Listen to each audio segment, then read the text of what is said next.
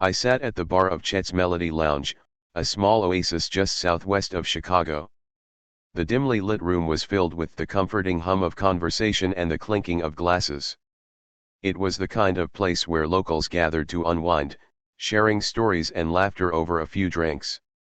The legend of Resurrection Mary was well known here, but it seemed like just another piece of the rich tapestry of Chicago folklore. As I sipped my beer, I couldn't help but overhear snippets of conversation about Resurrection Mary. The regulars spoke of her with a mixture of reverence and nonchalance, as if she were an accepted fact of life. It was intriguing, to say the least. The thought of encountering a ghost, especially one as famous as Resurrection Mary, had always held a certain allure for me. I had read about her in Heiss's novel and heard countless stories from those who claimed to have encountered her. The phantom woman in a white dress and dancing shoes, eternally seeking something beyond the realm of the living. Some said she was a lost soul, while others believed she was a harbinger of doom.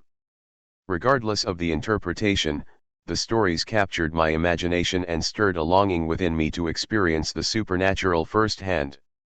One fateful evening, as I sat at the bar, a stranger struck up a conversation with me. His eyes sparkled with mischief as he regaled me with tales of Resurrection Mary.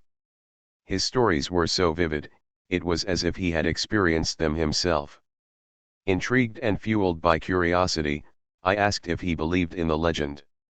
He chuckled and replied, "You never know until you experience it for yourself." His words lingered in my mind, stirring a restless desire to seek out Resurrection Mary. I wanted to know if the tales were true, if the ghostly apparition still wandered along Archer Avenue. With a mixture of excitement and trepidation, I made up my mind to embark on a journey to encounter the famous phantom. Late one night, as the streets grew quiet and the darkness wrapped around me like a cloak, I found myself driving along Archer Avenue. The road seemed different now, charged with an energy that crackled in the air. The street lamps cast long shadows, and the wind whispered secrets I couldn't decipher. Just as I began to question my own sanity, a figure appeared on the side of the road. It was her, Resurrection Mary.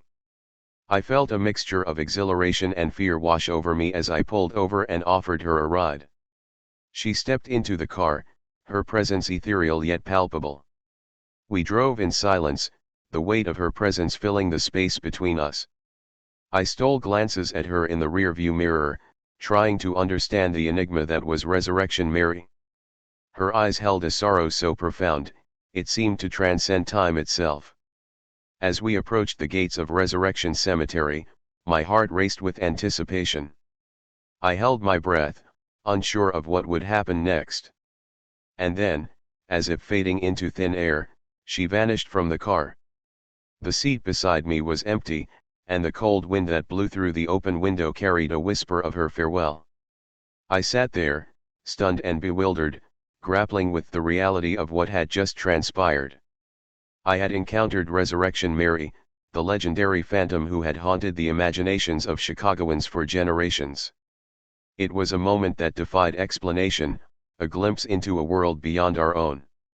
From that day forward, I became a believer. The tales of Resurrection Mary were no longer mere stories. They were woven into the fabric of my own experience, a part of my personal narrative. Subscribe the channel and hit the bell icon for more interesting and bone-chilling stories.